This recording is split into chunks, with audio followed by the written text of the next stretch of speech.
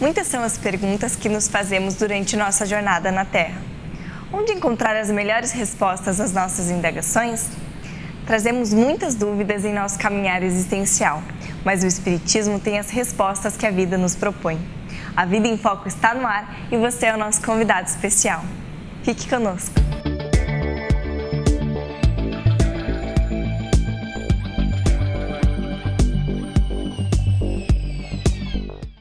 Confissões de um Sacerdote é o nome da mais recente literatura mediúnica lançada pelo Dr. Dineu de Paula.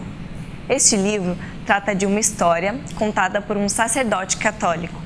A narrativa fala da trajetória de uma jovem cujo vigor moral lhe permitiu cuidados familiares e crescimento espiritual para ela e para os seus afetos, mesmo tendo que assumir desde cedo os encargos familiares em face da morte de seus pais.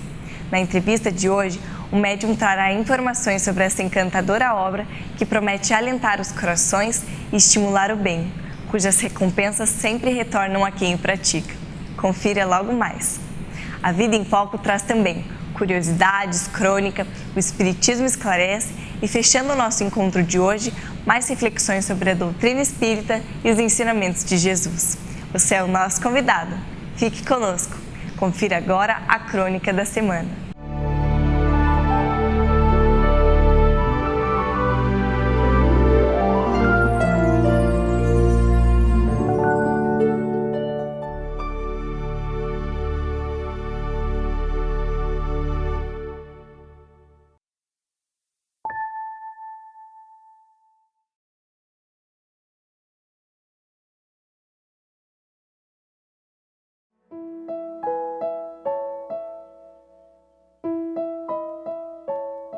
A escuridão é simplesmente ausência de luz. Na escuridão, os objetos se tornam invisíveis aos nossos olhos, mas não deixam de existir nem de ocupar seu lugar no espaço. Nós precisamos de luz para enxergar. Da mesma forma, precisamos de luz para discernir. A luz do sol banha a natureza e acende a vida. As luzes do conhecimento e do amor ampliam os horizontes da alma e do coração. O bem é a consciência na presença da luz. O mal é simplesmente sua ausência. Não é real, é apenas sombra. Iluminar-se significa buscar sabedoria e amplificar a divina capacidade do querer bem. Seja, na recomendação de Mohandas Gandhi, o bem que deseja ver no mundo. Acenda o bem dentro de si. Hoje, a humanidade ainda caminha pela estrada da ignorância espiritual, com honrosas exceções. Mesmo a fé, em alguns momentos, é apenas o reflexo do divino na superfície do ego, como a lua refletida num lago. A imagem da lua ali não deixa de ser algo real, mas não é a verdadeira lua e basta uma leve agitação na água para se desvanecer a ilusão. Deus é a essência. O homem precisa buscá-lo mais no fundo de si, através do despertamento para as questões essenciais da vida, de onde vim, onde estou, para onde vou depois desta paragem, o que me trouxe aqui e com qual finalidade. Sua fé, então, se assentará no reconhecimento da sua pequenez e no atendimento a um chamado para a sua destinação superior. É quando percebe o vazio das coisas, a impermanência da vida material e começa um tipo de felicidade interior que se traduz por paz de espírito, maturidade emocional e lucidez espiritual. O bem se torna sua busca e ser o bem se torna sua meta. Onde quer que você se encontre, procure ser uma luz. Não significa ser grandioso ou extraordinário. Requer apenas que você escolha a verdade, a não violência, a paz, a correção e, sobretudo, o amor. Quando estas luzes se acenderem em sua mente e seu coração, nunca mais haverá escuridão em sua vida. A Vida em Foco traz hoje, no quadro de entrevista, uma conversa sobre o livro Confissões de um Sacerdote. Acompanhe!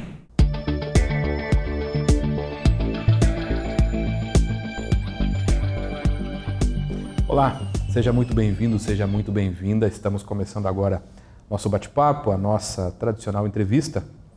E temos a alegria de receber aqui, mais uma vez, ele que já é membro da nossa equipe de trabalho, Dineu de Paula. Seja muito bem-vindo, Dineu. Obrigado, Márcio. E hoje para um bate-papo diferente daquilo que nós estamos acostumados a fazer. Dineu está lançando um livro. Dineu? Perfeito. Como é que é o nome do livro? Confissões de um Sacerdote. Confissões de um Sacerdote. Dineu, esse livro eu já tive a oportunidade de ler, é um livro maravilhoso mesmo, né? E é um livro psicografado, ou seja, é um livro ditado, inspirado por um espírito, e na verdade ele é o autor do livro e você o médium. É isso mesmo, Dineu? Justamente, é disso que se trata. Como é que começou essa história de psicografar? Você, até onde eu sei, um sujeito reservado, que tem a sua profissão de juiz federal e de repente aparece, né, com uma obra psicografada. E nós tivemos a oportunidade de acompanhar um pouco disso. Como é que surgiu isso, Dineu? Márcio, realmente é uma situação um pouquinho diferente. Evidentemente que na vida você exerce diversos papéis. Eu sou juiz na minha profissão. E nas horas vagas eu tenho várias atividades e uma das atividades mais marcantes, ela se relaciona com a doutrina espírita, né?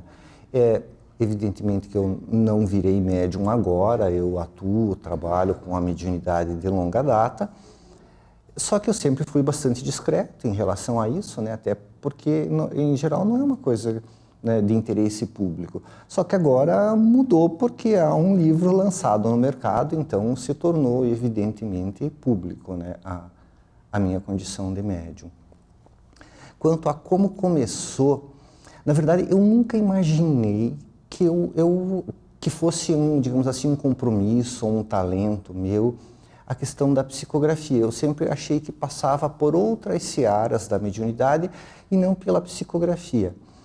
E certa feita eu achei que uma amiga minha que tem um talento mediúnico muito definido, muito marcante, inclusive com a faculdade, a possibilidade, ela consegue psicografar em idiomas que não conhece, alemão, italiano, francês, a ponto de quando as mensagens serem recebidas, muitas vezes é preciso pedir para outras pessoas traduzirem. São quase criptografadas.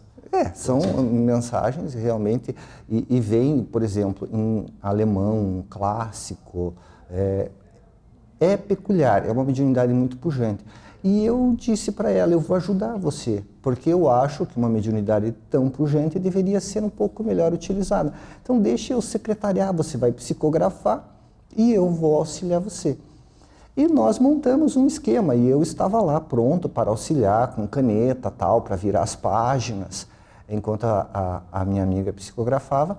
E nisso ela incorporou, num jargão assim bem comum, uma das mentoras da instituição espírita. E imediatamente a mentora disse, os papéis estão trocados, quem vai escrever é você. E foi uma reação assim tão automática, veja, uma mentora que estava falando, em princípio suscita um respeito. A primeira coisa que eu disse, não, a senhora está errada, eu não vou escrever. Mas você escreveu o quê? Você já tinha ideia do que seria a partir daí? Não tinha a menor ideia, do que escrever. Tanto que eu comecei escrevendo mensagens, né? Uhum. Houve um outro livro antes, né, que acabou não sendo lançado, pelo menos não foi lançado ainda pelas vias tradicionais, que é um livro de mensagens do espírito Charles Augustin Sambev, e que é Cartas ao Trabalhador Espírita. E agora é um romance que foi lançado. Entendi. E aí, mas ela já, neste momento, falou para você o que você faria? Não. Quando é que ficou clara a ideia de que você começaria uma atividade que, na verdade, ela não acabou, pelo que eu sei, com esse livro? Não. Ela deve ser continuada. Eu estou psicografando outro romance agora. Então, eu psicografei um de mensagens, daí eu psicografei esse aqui, que é um romance, que se passa no século XVIII na França, né? E agora eu estou escrevendo um outro lá.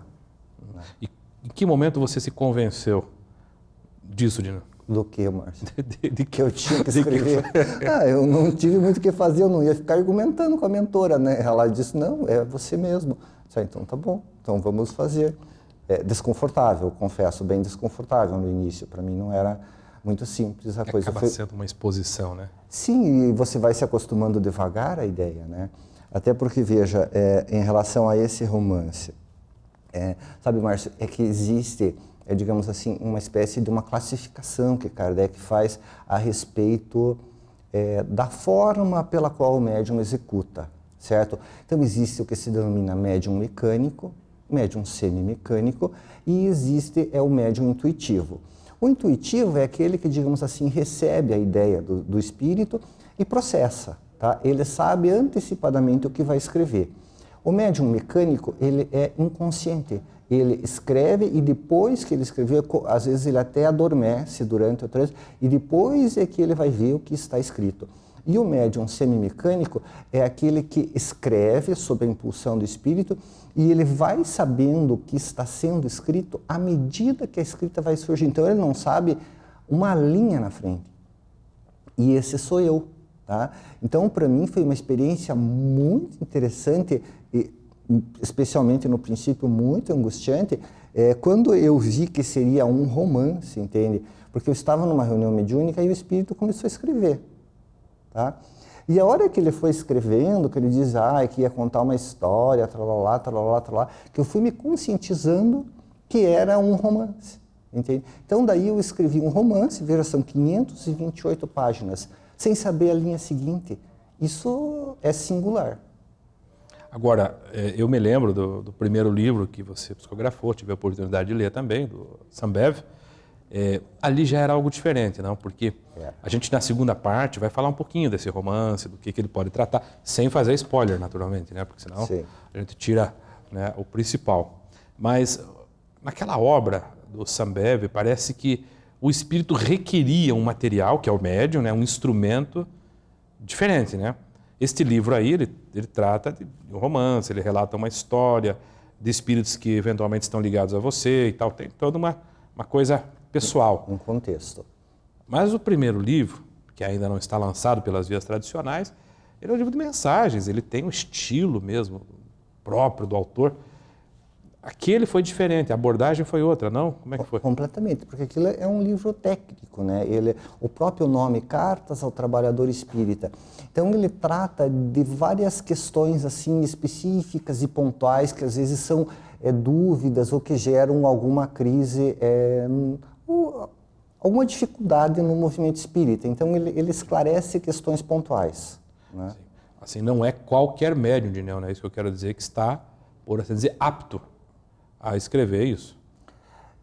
Não surge de uma hora para outra também, né? Não surge, até porque o espírito, ele utiliza o material mental do médium, entende? Então o médium precisa se preparar e ter uma certa riqueza de estudos para que o espírito consiga, você se torne um médium mais útil quanto mais estudo e mais instrução e recursos você tem, evidentemente, né? Ok. Dineu, a gente vai fazer um intervalo para a gente entrar um pouquinho mais aí na dinâmica desse livro, entender do que ele trata, né? Porque eu também fiquei curioso em ler, eu já tive a oportunidade de ler, e depois fiquei maravilhado assim, com o conteúdo dessa obra. Vamos tentar contar até onde for possível, até onde seja possível. Perfeito. Tudo bem para você? Tranquilo. Fique conosco que nós já voltamos. Aguarde alguns instantes. Vamos para um breve intervalo e logo voltaremos. Até já!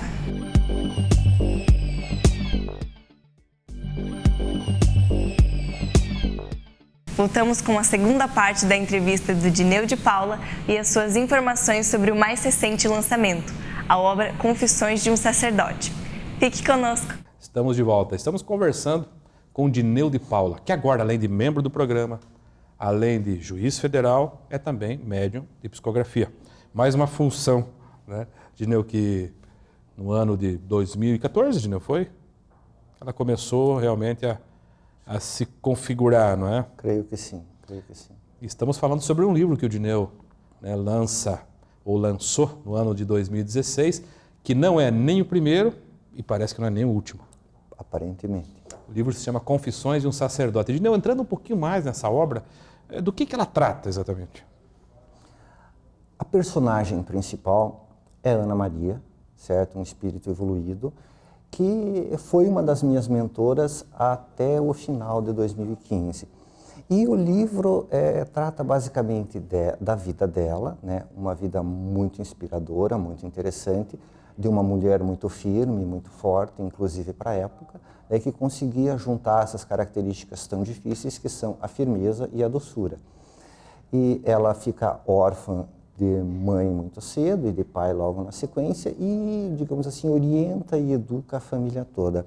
E quanto ao sacerdote, digamos assim, que confessa, era o capelão, o confessor da Ana Maria, que tinha uma ligação muito especial com ela, uma ligação de grande afinidade, e depois que ele desencarna, ele passa a auxiliá-la na condição de um amigo espiritual. Então tem essa peculiaridade de um espírito que começa narrando sob a perspectiva de alguém que está encarnado, que depois morre e continua dando a visão dos acontecimentos como alguém que já morreu e que tem, digamos assim, uma vista privilegiada das ocorrências. Tratava-se também de um espírito relativamente nobre, José Maria? Com certeza, era um bom espírito, mas até vai se perceber pelo contexto da narrativa que a Ana Maria era muito superior. Né? Ela realmente é a grande, né, personagem dessa obra. É a grande personagem, até porque ela é, digamos assim, a mentora da família toda. Né? Então, evidentemente, é alguém... Dineu, eu tive a oportunidade de ler, Dineu, essa história se passa, então, no período que antecede a Revolução Francesa. Ela é de família burguesa. Burguesa, família né? burguesa, enriquecida. São comerciantes, enriquecidos. Ela não casa. Não. E parece que ela recua, evita várias investidas, né? Porque se tratava de uma mulher muito bonita. Sim, uma mulher bonita e rica, né? E de conduta exemplar, né? Então era uma coisa tentadora, né? Mas ela muito ciente, entende que o compromisso espiritual dela era com a família. Só que ela não se cinge a cuidar da família, né? Ela aproveita a situação de ser uma mulher rica e, digamos assim, de ter tempo livre, justamente porque optou por não estabelecer o vínculo do matrimônio, e ela gasta a vida socorrendo as pessoas pobres da região. Parece que na própria residência, né? Na própria residência dela. Isso era inconveniente para a família, para as pessoas, não? Acabava atrapalhando a rotina da família, mas ela, com a sua autoridade moral, ela colocava a situação. E isso vai ser a tônica da existência dela? Justamente, o socorro à família, a educação, né? E o que é interessante é que todos os membros da família, eles são tratados em determinado momento no livro, e cada qual com a sua crise peculiar. E o padre faz questão de identificar em encarnações anteriores o que gerou aquilo, entende? O que foi programado naquela vida e o que a pessoa conseguiu ou não fazer. Então acaba tendo, digamos assim, uma perspectiva rica, entende? Tem alguém que narra com conhecimento de causa e você vê as crises, quem supera, quem não supera, os sofrimentos, e sempre aquela figura forte ao lado, embora respeitando a liberdade dos outros, orientando. É uma narrativa interessante. Como um bom romance, tem vilão nessa história também? Ah, sempre tem, né? Sempre tem, inclusive mais de um, né, Márcio? Mais de um sempre, parece que a Ana Maria sempre despertava muita inveja das mulheres da sua época. Também, justamente pela singularidade, né, de ser uma jovem muito bonita, né, e rica, reunia tudo, né, e não se interessava pelo que era normal, se interessar, ficava cuidando da família, acaba sendo algo que chama atenção, é diferente. Né? É diferente. José Maria, é o nome desse padre mesmo, Dineu? Quem que é essa figura? Ele não identifica quem ele é, na verdade. É um pseudônimo que ele optou, até porque, segundo ficamos sabendo, os médiuns, os envolvidos mais diretamente com ele acabou tendo alguma atividade, parece que ele tem um nome relativamente conhecido, especialmente no século seguinte, ainda como religioso católico, na França do século XIX. Então, ele optou pelo anonimato, entende? É simplesmente como ele resolveu ser conhecido. Né? Parece que isso também é comum entre vários espíritos, para evitar algum constrangimento. Sim, não tem porquê, até porque a ideia é passar a mensagem, levar a mensagem adiante, e não causar celeuma, né? Por que identificar um grande nome? Qual a utilidade que isso traz de você lançar mão de um nome peculiar? Geralmente é só para gerar encrenca, né? Não há por que isso. Você ainda hoje mantém algum tipo de relação com algum desses espíritos desse livro? Eu mantenho e isso não tem como não manter, entende? É a minha família espiritual, né? Essa história envolve a minha família espiritual. Não vou perguntar quem você foi no livro, não. É melhor não perguntar mesmo, mas envolve. Veja, a Ana Maria era minha mentora, tá? Ela deixou de ser. Uma outra figura bem emblemática do livro, que é a Ruth, ela é a minha mentora atualmente. Então, existem vários desses espíritos, os que estão desencarnados, que me visitam, fazem parte da minha vida, né, porque são a minha família, né, e daí entra aquela questão, a diferença entre família corporal e família espiritual, porque os vínculos do espírito, quando você tem real afinidade com algum espírito, alguns encarnam, outros não, outros permanecem no plano espiritual, mas existe a coisa do cuidado, de você torcer pelo sucesso do outro. E muitas vezes esse vínculo da família corporal, às vezes você não tem tanta afinidade com todos, com alguns você tem e com outros não.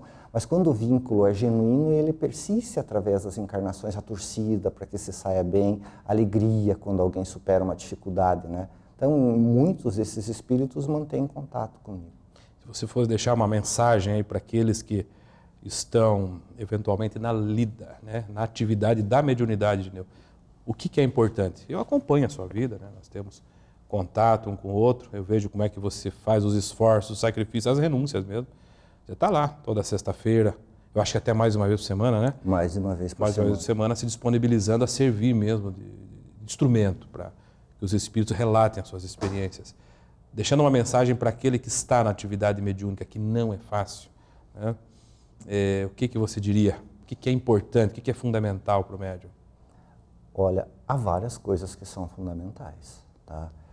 Disciplina é algo assim incontornável, porque adianta muito pouco você ter um talento muito bom e o espírito nunca pode contar com você, entende? Porque uma semana você vai, na outra você não vai. Então, muitas vezes o plano espiritual, eles preferem um médium de talento mais modesto, que seja firme, que seja seguro e com que eles possam contar, do que alguém muito talentoso e que, na verdade, seja indisciplinado. O que eu acho também é a modéstia, você entender que você é um instrumento, entende? Que a obra não é sua e que você fornece o teu instrumental, mas que o autor é outro. E o que eu acho também é que o médium, a mediunidade, o contato mediúnico, ele passa pela mente, ele se estabelece pela mente, mas ele se processa pelo sistema nervoso. Então, o médium precisa ter uma vida um pouco mais resguardada.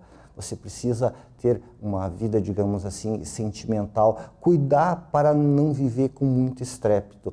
Porque para que você tenha essa sensibilidade de registrar pensamento e sentimentos numa esfera mais sutil e ter uma conexão boa com os mentores, você precisa se desabituar de emoções muito fortes, para que aquilo se sutilize em você. E por último, importante também, não menos importante, o resultado financeiro dessa obra, Dineu. Vai ser inteiramente doado, Márcio, sem a menor sombra de dúvida. A mediunidade é uma coisa santa e deve ser exercida de forma santa e desinteressada. E para isso eu creio que vale o recado evangélico: dai de graça o que de graça recebesses. Eu não sou autor, as ideias não são minhas, não tem como eu ficar, eu não posso explorar a mediunidade. Inclusive, salvo engano, foi o Chico Xavier que falou, né? Certa vez alguém disse para ele: Chico, é muito difícil isso do desinteresse, de você não ficar com nada do dinheiro. E daí ele falou: olha, se é difícil, troca de ramo. Tá? É basicamente isso, não é algo para ser explorado. Muito bem, Dineu. Muito obrigado por abrir aí um pouco, desvelar o seu coração, tratando de assuntos que são pessoais e levando uma mensagem importante para aquele que nos ouve. E a você que nos acompanhou também, a nossa gratidão. Permaneça conosco, o programa continua. Se você tem dúvidas e quer ouvir as respostas aqui no programa, mande-as para contato@avidaemfoco.com.br e acompanhe as próximas edições do programa. Fique agora com o quadro O Espiritismo Esclarece. Acompanhe agora o quadro O Espiritismo Esclarece, com a participação especial de André Trigueiro. Qual é o papel do Espiritismo em relação à prevenção do suicídio? Revelar exatamente o que acontece com o suicida no plano espiritual, mostrar que o primeiro impacto é o arrependimento, é a decepção, ele não consegue resolver os problemas que justificariam o desejo de desaparecer ou de eliminar a vida física. Esse atentado contra a própria vida agrava a situação que justificaria o autoextermínio, essa dor se agrava, esse sofrimento se torna mais atroz, a dor impingida a familiares e amigos, esse sentimento doloroso alcança o suicida como se fossem petardos, flechas, e é algo muito doloroso, difícil de descrever. A parte do corpo que o suicida se feriu e que determinou o colapso orgânico, esse abalo alcança a matriz espiritual, o perispírito e a forma que será fundamental para a formatação de novos corpos em encarnações futuras. O corpo físico será o fio terra dessas sequelas espirituais causadas pelo ferimento desferido que determinou esse colapso orgânico. Significa, tem um trecho do livro que citamos Chico Xavier numa entrevista, que boa parte dos casos, por exemplo, de idiotia e loucura que vemos hoje tem origem na destruição do centro nervoso, essa parte do corpo físico, que abalada na sua matriz espiritual, fica sequelada. Essa sequela é resolvida a partir de uma encarnação ou mais, em que você tem um corpo como um fio terra que expurga, em certa medida, decanta esse trauma no perispírito. Há alguns relatos na literatura de espíritos suicidas que por vezes levam 200 anos, 2 séculos para conseguir depurar totalmente as sequelas e os estragos causados por esse ato infeliz. E nós espíritas precisamos ter, eu acho, uma visão bem cristã sobre como lidar com alguém que se matou. Porque o dedo em riste, chamando um suicida de criminoso, eu não consigo imaginar Jesus, que é apontado como nosso modelo, com o dedo em riste, ameaçando o suicida, dizendo assim: você errou, você é um criminoso perante a vida. Não, é a mão estendida. Vem, você é imortal, você errou e você terá várias oportunidades de acertar. Então, respeito todos os psicólogos, psicanalistas, terapeutas que eu ouvi em relação a que dor é essa que leva uma pessoa a querer desaparecer. Todos reportaram a necessidade do respeito e do acolhimento. Condenar não é uma atitude, do ponto de vista médico, responsável, e principalmente do ponto de vista espírita. Não é ético, não é o bom entendimento da doutrina. Quantos de nós aqui, que somos reencarnacionistas e somos espíritas, podemos afirmar com absoluta segurança que numa vida passada não recorremos ao mesmo expediente para tentar resolver um problema? Quem aqui terá absoluta segurança de afirmar: eu nunca me matei em outra vida? Na dúvida é melhor não afirmar e não acusar. Quando eu aponto o dedo para o vizinho, eu tenho 3 voltados para mim. Então, respeito, por princípio. Isso ajuda, não atrapalha. Obrigada pela sua companhia. A Vida em Foco volta na semana que vem com mais novidades. Suas sugestões são muito importantes para o programa e você pode enviá-las para o e-mail contato@avidaemfoco.com.br. Acessando o site www.avidaemfoco.com.br, você encontra todas as edições anteriores. Aproveite para rever entrevistas e também os outros blocos do programa. Agradecemos muito a sua companhia. Tenha uma ótima semana e até o próximo A Vida em Foco.